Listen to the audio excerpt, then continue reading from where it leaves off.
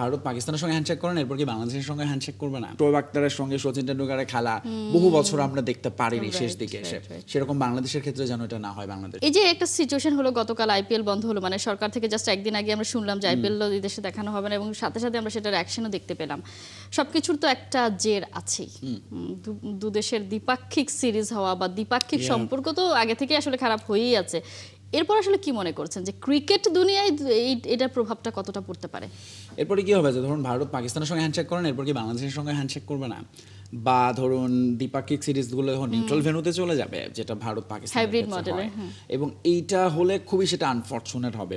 কারণ হচ্ছে যে ভারত বাংলাদেশের সঙ্গে ধরুন তার পাকিস্তানের সঙ্গে খেলছে না, এবং এই সাবকন্টিনেন্টে মনে করা হচ্ছে যে ভারতের সঙ্গে এখন ধরুন রীতিমতো কম্পিটিটিভ ক্রিকেটটা খেলে বাংলাদেশ। তারা যদি এখন বাংলাদেশের সঙ্গে এরকম একটা সম্পর্কের দিকে যায়, সে তাহলে আলটিমেটলি আপনি ফিউচার দেখেন, ওয়ার্ল্ড কাপে বাংলাদেশ এটা করছে, সামনে ধরুন আরও বড় আসর হতে পারে, এশিয়া কাপ হতে পারে, তখন আসলে কি হবে?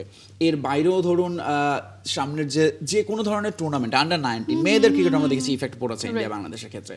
ফলে ক্রিকেট এমনিতে একটা ছোট্ট খেলা, অল্প কিছু দেশ খেলে, সেখানে যদি এই পরিস্থিতি দাঁড়ায়, এবং সেটা আমাদের জন্য, আমাদের যেহেতু এখন সবচেয়ে পপুলার স্পোর্টস আমরা বলছি, ক্রিকেটের সঙ্গে আমাদের অনেক কিছু যুক্ত, সেখানে একটা দেশের সঙ্গে এরকম খেলা বন্ধ হয়ে যাওয়া মানে আমাদের আসলে অনেকগুলো সিরিজ বা খেলা বা অনেকগুলো দরজা বন্ধ হয়ে যাওয়া, সেইটা আসলে ওভারঅল অবশ্যই বাংলাদেশের জন্য তো বটেই, ভারতের জন্য আসলে তাদের আরও এটা বড় ইম্প্যাক্ট ফেলবে। কারণ হচ্ছে তারা অনেকটা একঘরে হয়ে যাবে।